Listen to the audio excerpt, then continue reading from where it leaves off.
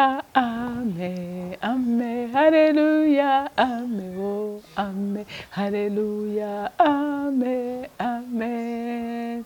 Haleluya, ame, uri mwiza Yesu, ame, gira neza mwami we, ame, haleluya, ame, ame.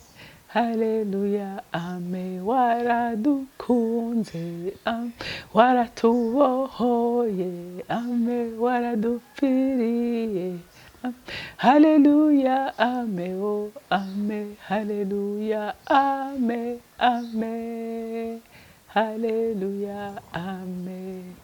Bakunzi bahora CANAAN TV, ni umunezero kandi gusubira guhura namwe ngo tuganire ijambo ry'Imana. Oh, dushima umwami wacu ko n'umwami mwiza, n'umwami yatugiriye neza.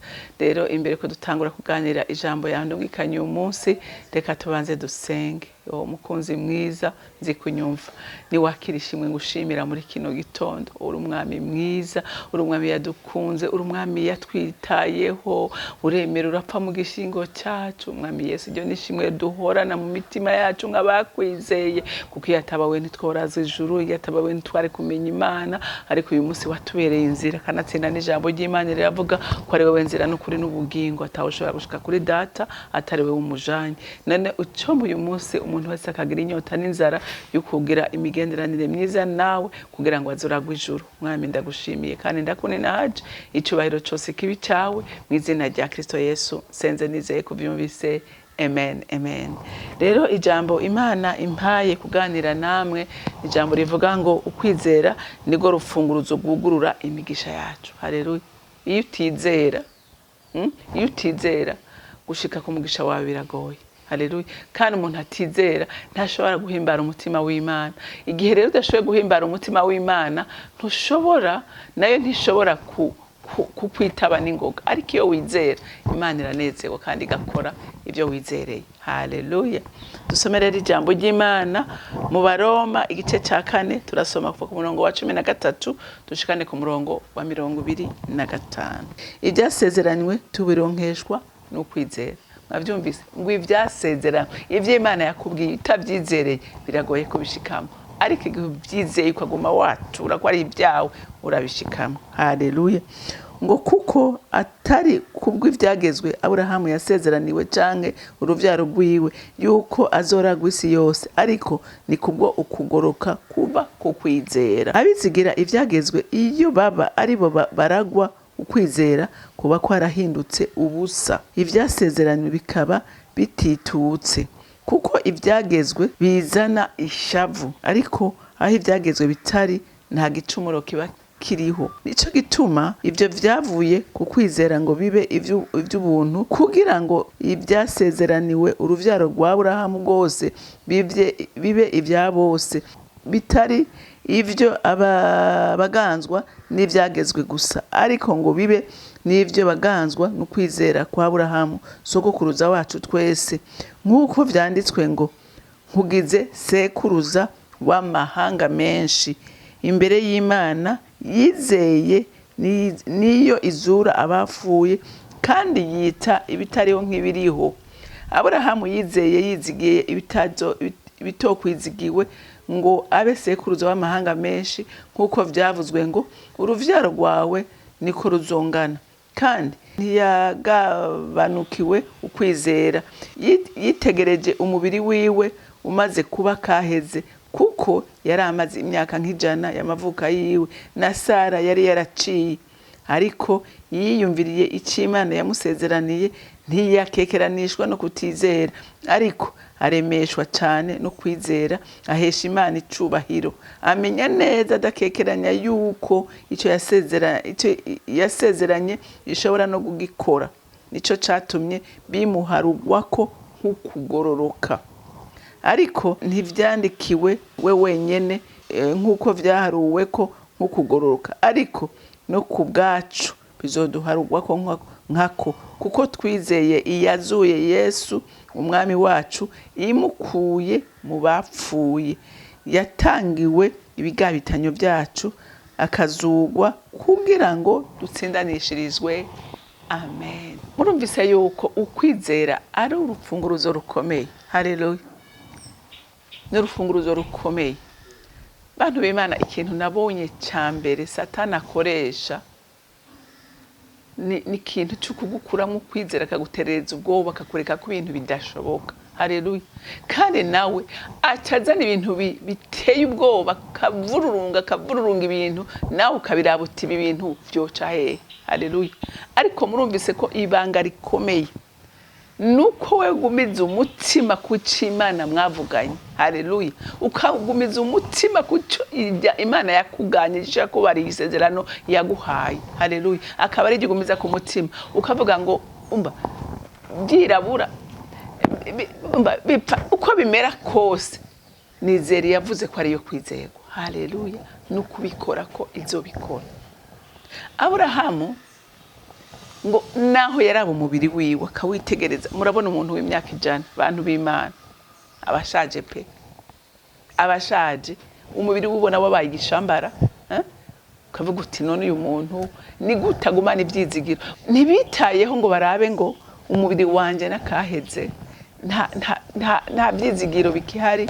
Muramaze kubona niyo umugore amaze gushikana imyaka 45 atangura kugira ubwoba, akavuga ati mukama ngiye guca karabaye. Ariko Aburahamu yagumye ngo yizigiye ko ibyo atari ko arabona, ibyo abona bisa n'ivyapfuye, ko muri we wasa nakaheze wapfuye. Haleluya.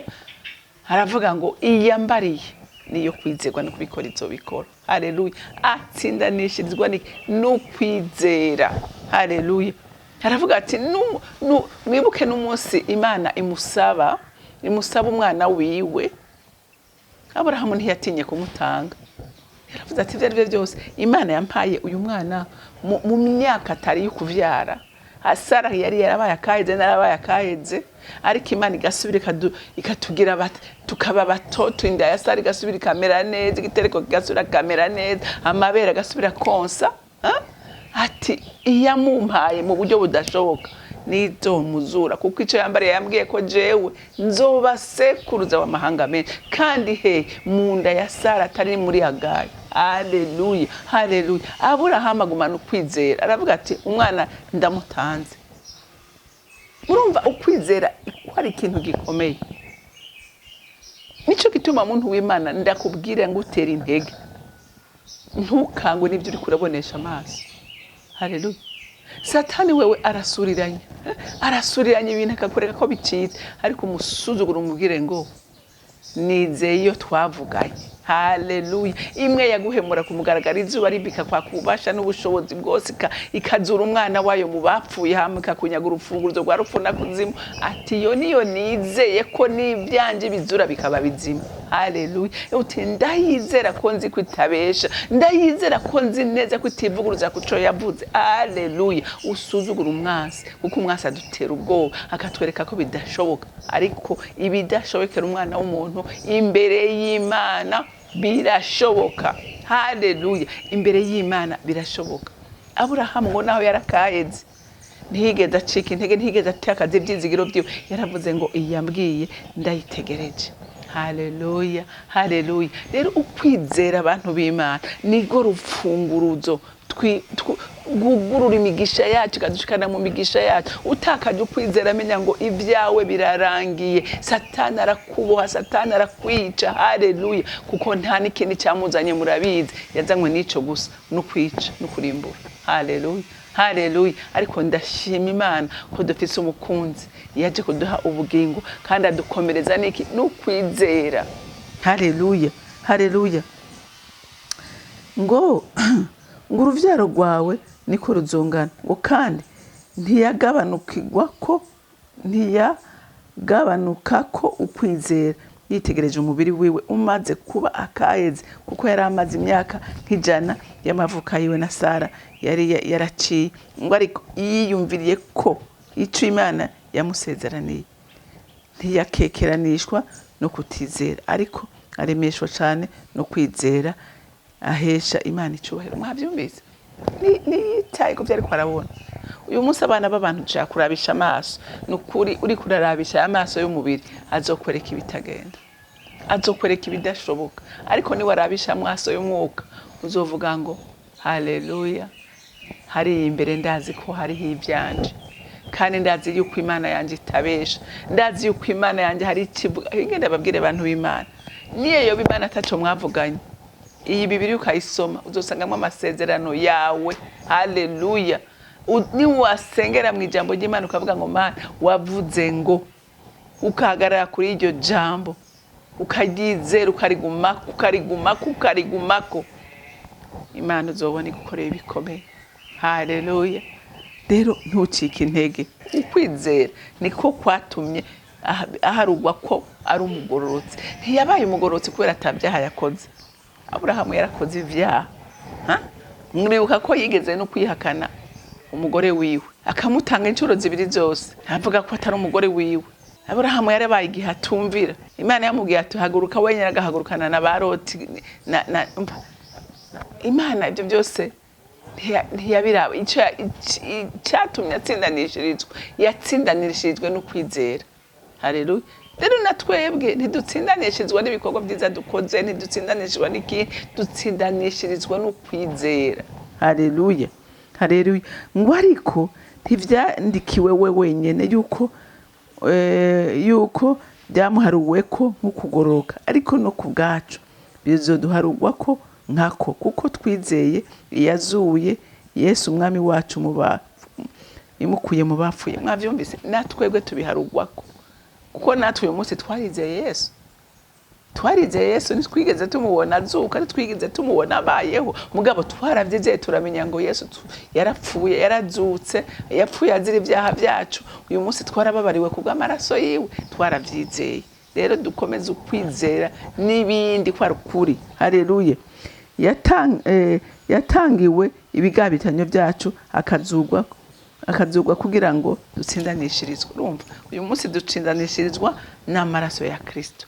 Ngira ngo umukristo wese by'ukuri arizera ivyo. Haleluya. Ko Yesu yapfuye akazuka kugira ngo natwe turonke ubugingo budashira. Rero umuntu w'Imana, icyo ndakwifuriza, gira ukwizera. Haleluya.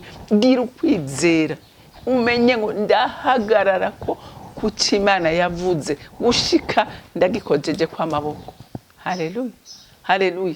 Ntucike intege, kuko uwo tugwana wewe abashaka ngo nitwizere. Ariko ndashima Imana ko uyu munsi dufise umwami adukunda kandi atuvugira, dufise namwe mu yera adufasha muri uru rugendo. Haleluya. Naho duhura n'ibiduca intege aradukomeza. Imana yo mwijuru rero ibampera umugisha. Mwami Imana, ndagushima kandi ndaguhimbaza. Uri mwiza kandi uri mwizigirwa, ugira neza bugaca bukira. Amaraso yawe yamenye kugira ngo durage ubugingo budashira. Iryo nishimwe duhorana mu mitima yacu, kandi ndasengera bene data ngo bizere ko ibyo wavuze n'ibyo wasezeranye uzobishitsa byose. We ko ntuhemuka kandi ntuhindurwa n'ibihe. Wewe uhora umizigirwa iminsi yose. Tutagutaye ntiwoduta, tutaguhemukiye ntiwoduhemukira, ariko dukomeze ukwizera kugira ngo dushobore kwakira imigisha yacu. Urakoze kubyumvise, icyubahiro cyose kibi cyawe, mu izina ryawe ryera Yesu Kristo umwami wanje, senze nizeye kubyumvise. Amen, amen. Mwarahezagiwe, mugira umunsi mwiza.